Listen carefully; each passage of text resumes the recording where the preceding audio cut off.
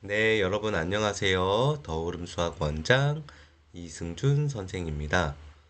오늘은요, 우리가 생각하는 좋은 선생님의 기준은 무엇인가요? 라는 주제를 가지고 한번 이야기를 해보려고 합니다. 목소리가 아직 코맹맹이 소리가 많이 나서 죄송합니다. 우리가 우리 아이들을 위해서 좋은 선생님을 찾아주려고 노력을 많이 합니다.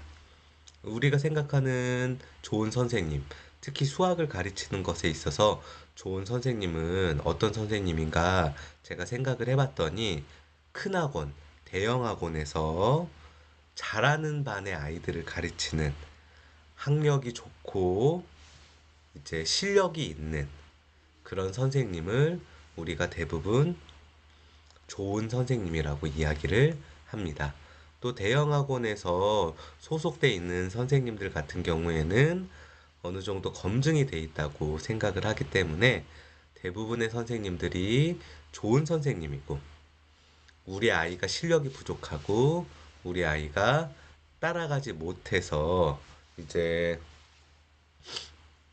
좋은 선생님을 만나도 빛을 보지 못한다고 그렇게 우리는 생각합니다.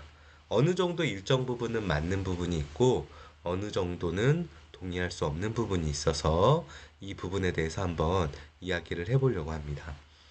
일단 대형학원에 소속되어 있는 어느 정도 검증이 되어 있는 선생님은 맞지만 뭐 요즘에도 그런지는 모르는데 제가 대형학원을 떠나서 학원을 개업을 한지 이제 8년이 지났기 때문에 이제 그 이전에 물론 이제 지금도 선생님들 네트워크가 있어서 이야기를 하지만 예전에는 대형 학원의 간판이 되는 선생님들은 분명히 좋은 학벌과 좋은 실력의 선생님들이 있었지만 묻혀가는 선생님들 중에서는 굉장히 학력이 낮다고 못 가르치는 건 아니지만 이야기하기 부끄러운 학력과 실력을 가진 선생님들도 분명히 있었어요.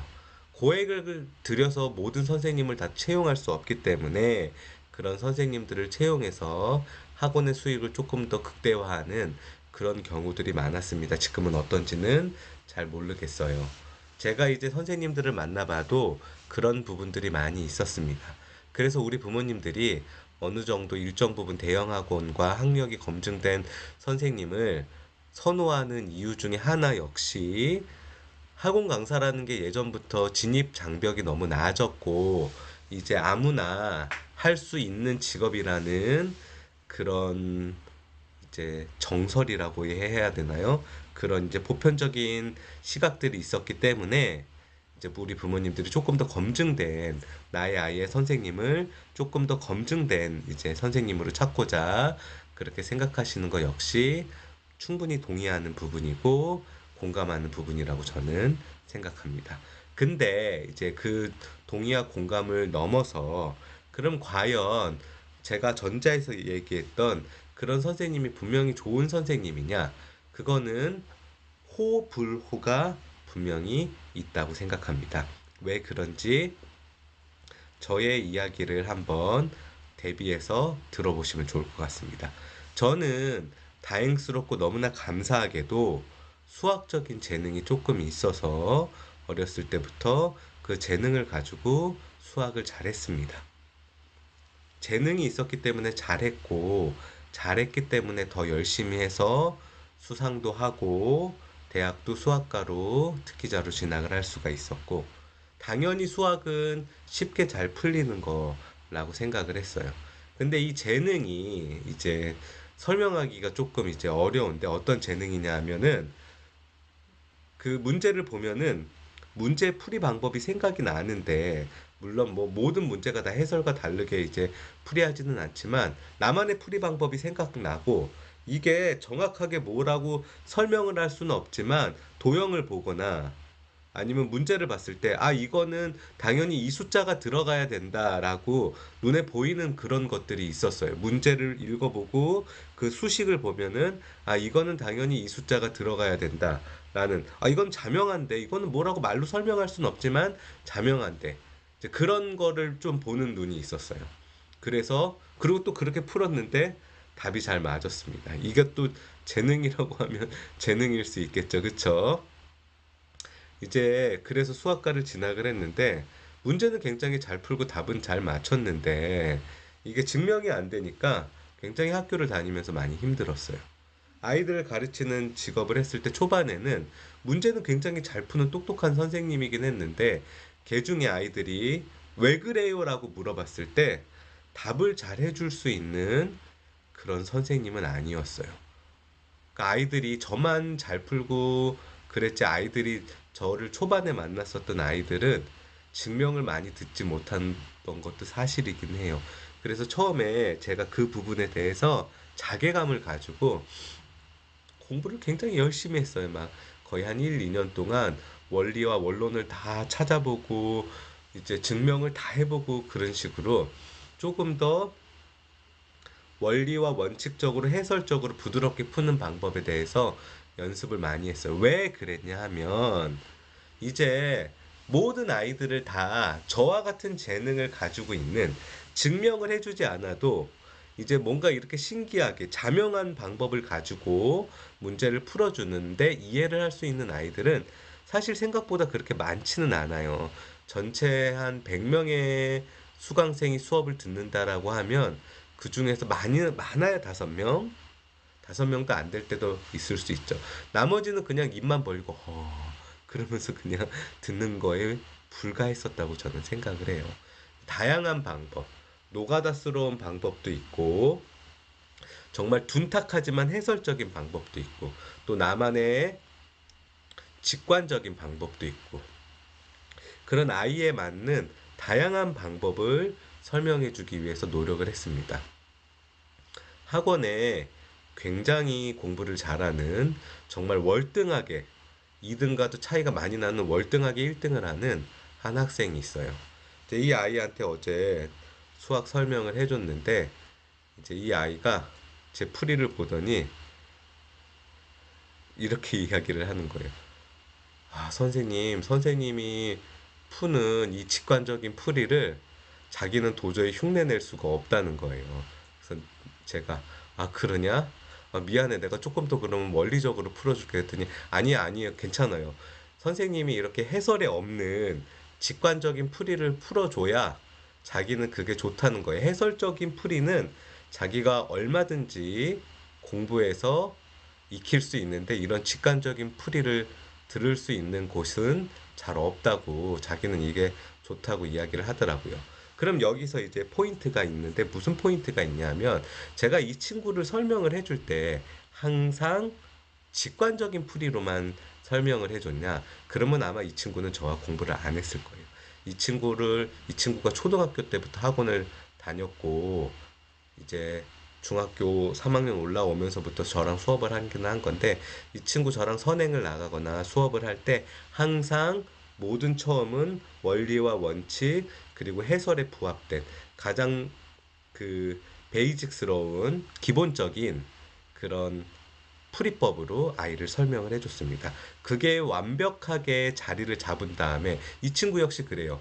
직관적인 풀이를 알기 전에 완전히 기본 베이스가 확실히 깔려져 있어야 된다고 자기는 생각하기 때문에 그 기본 베이스가 완벽한 상태에서 제가 거기에다가 덧붙여줍니다. 제 직관적인 풀이를요. 해설과 완전히 다른 이 풀이도 있을 수 있으니까 한번 봐봐라는. 그러니까 이 친구는 굉장히 좋죠. 또 다른 여학생이 있어요. 공부를 잘해요. 똑똑해요. 잘합니다. 열심히 해요. 근데 이 친구한테는 그 직관적인 풀이가 맞지 않아요.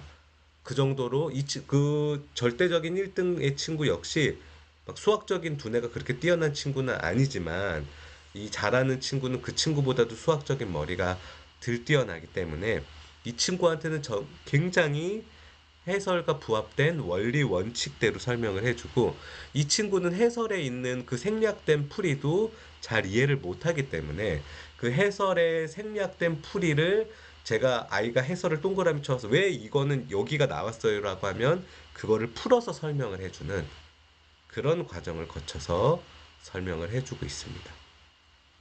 우리가 이제 저도요 이 학원을 차리기 전에 이제 잘하는 아이들만 대형 강의로 수업을 많이 해봤지만 제가 그 선생님들을 비난하려고 하는 게 아니라 우리 부모님들이 자기 아이의 무조건 높은 반 그 높은 반에 가르친 좋은 학력을 가지고 있는 선생님이 이제 무조건 내 아이한테 맞지 않다라는 거를 아셔야 되는 게, 그런 수업을 하고 그런 아이들을 가르치면요, 사실 실질적으로 그 아이들이 이해를 하나 못 하느냐는 그렇게 크게 중요하지 않아요. 내가 잘 풀고 내가 최선을 다하고 내가 못 푸는 문제가 없다는 게 이 선생님들한테는 중요해요. 그리고 그 아이가 그거를 못 받아들이고 그거를 못 받아들여서 성적이 안 나오는 거는 내가 잘못한 게 아니라 그 아이의 역량이라고 생각을 하게 돼요. 저 역시도 그랬으니까요. 아이가 이제 공부를 굉장히 잘하는 또 다른 아이가 한 명 있는데, 그 아이도 정말 월등한 1등이에요. 이 아이가 어느 날 저한테 와서 이런 이야기를 해요. 학교에 굉장히 학력도 높고 누구도 범접할 수 없을 만큼 똑똑한 수학 선생님이 한 명 있는데, 자기가 공부를 굉장히 잘하고 이제 1등이고 하니까 관리를 잘 해주시려고 한다. 그런데 저한테,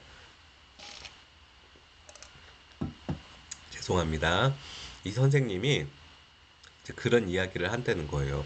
너 더 열심히 할 수 있는데 왜 더 열심히 안 하니? 너 이 부분은 더 채울 수 있는데 왜 더 채우지 않아? 이제 그런 식으로 이야기를 하신다는 거예요. 그런데 제가 이 친구를 봤을 때 이 친구는 더 열심히 할 수 있는 친구가 아니에요. 그 참깨에 기름을 짜면 그 찌꺼기가 나오잖아요.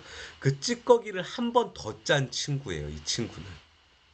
더 이상 남아있는 기름이 없어요. 수지로 아무리 닦아도 기름이 묻어나오지 않을 정도로 열심히 하는 친구라서 저는 이 친구를 보면 항상 얘기해요. 땡땡아, 제발 쉬어. 공부 그만해. 너 오늘 잠 많이 자도 1등급 받을 수 있고 1등 할 수 있으니까 적게 해. 그만해. 제가 아무리 이렇게 이야기해도 이 친구는 열심히 해요. 쉬지 않고. 근데 이 친구가 저한테 와서 그런 이야기를 하는 거예요. 선생님, 사실 저는 더 열심히 할 여력이 없어요. 근데 이 선생님이 그런 이야기를 하면, 학교 선생님이 그런 이야기를 하면 스트레스를 너무 받아요. 더 할 수 없는데 자꾸 더 하라고 하니까. 제가 이 친구한테 얘기해 줬어요. 그 선생님 참 고마운 선생님이다. 너한테 그렇게 신경을 쓰고 잘해주니까. 근데 내가 한 가지 이야기해 줄게. 나도 예전에는 그랬어. 그 선생님은 실패를 해본 적이 없고, 항상 자기가 좋은 학력과 좋은 실력을 가지고 잘 가르친 아이들만 상담하고 입시를 만들어 주니까, 이 선생님한테는 자기가 생각하는 게 곧 법이고 곧 진리다. 만약에 네가 이 선생님대로 했을 때 따라오지 못해서 실적을 가지지 못하면, 이 선생님 내가 잘못해서 그런 게 아니라 너의 역량이 떨어져서 그렇다고 생각한다. 사실 나는 네가 만약에 1등급을 받지 못하면 밤에 잠을 못 잘 것 같다. 너처럼 열심히 하는 애가 무슨 잘못이 있어서 1등급을 못 받았을까? 내가 뭘 잘못해서 얘를 1등급을 받지 못하게 만들어줬을까? 그렇게 생각할 것 같은데, 그 선생님 너무 고마하고 좋은 선생님인데 그런 스타일은 아닌 것 같다 그랬더니 선생님 정확하대. 선생님이 자기를 그렇게 생각해 주는 것도 너무 고맙고, 자기가 느끼기에도 이 선생님은 만약에 자기가 성적이 잘 안 나와, 자기가 이야기한 대로 더 했는데도 안 나왔다 그러면 이 선생님은 자기가 잘못했다고 생각하기보다는 이 아이는 능력이 그것밖에 안 되는 아이구나라고 생각한다는 거예요. 근데 이건 어쩔 수가 없어요. 이 선생님이 깨진 적이 없기 때문에. 깨진 적이 있다고 하더라도 인정을 안 하는 거죠. 그렇죠. 근데 뭐 그 인정을 안 하고 그런 것까지 그 선생님의 잘못이라고 이야기할 수는 없어요.